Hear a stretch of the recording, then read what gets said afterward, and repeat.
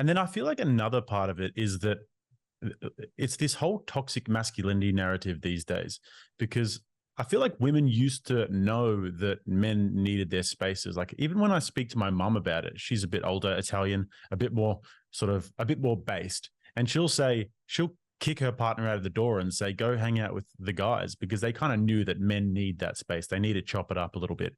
But now anytime men want to hang out together and have men's spaces and have a bit of locker room talk and a bit of banter, all of a sudden it's toxic masculinity. And there's these adverts where guys are saying, hey, mates, stop doing that. Like, fuck off. Like, just let us have our spaces. I get sometimes, and I'm pretty PG with this stuff, but sometimes I get women who will message me on Instagram or email these really sort of upset messages saying, I can't believe that you said this, this, and this. And I'm like, okay, it's not meant for you. I was speaking to guys.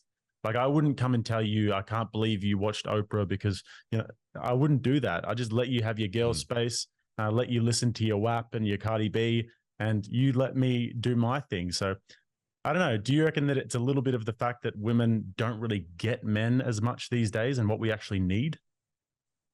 Very few women understand males and there's a big difference between males and men, right? Like there's a lot of males out there. There's not a lot of men out there, right?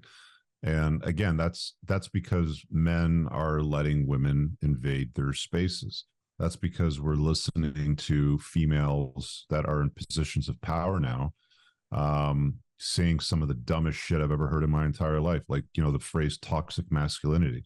There's no such thing as toxic masculinity. There's just masculinity. It's only called toxic when it doesn't serve you, or if it's not doing something that you want it to do. When there's a war, when there's a flood, when there's a fucking hurricane that flattens an entire state, and men are needed to go in and rescue with helicopters and fire trucks and boats, and there's women and children that are dying or getting hurt. That's when masculinity is appreciated, right? But they don't call it toxic masculinity then. That's still conventionally masculine. It's only called toxic masculinity when they can't control you, right? If you see a guy out on the street and he's wearing a MAGA hat or something to that effect, oh, he's toxically masculine.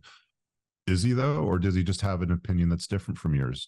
The funny thing about people and their opinions is they don't really want to hear your opinion. They seem to want to hear their opinion coming out of your mouth.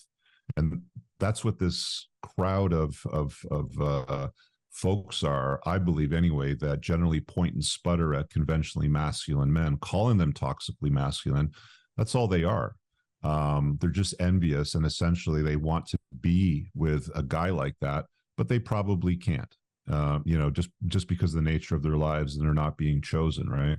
You see a lot of these women on apps like TikTok, and they're like, I'm a conventionally liberal woman, and all I keep finding with guys that I like is that they're all conservative or they're Republican. Why? Why can't I find a good liberal guy that is also good looking?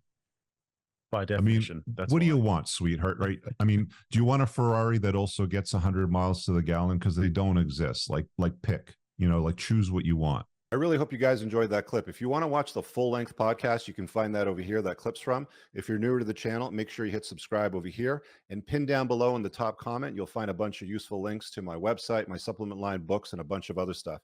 Have an amazing day. Peace out.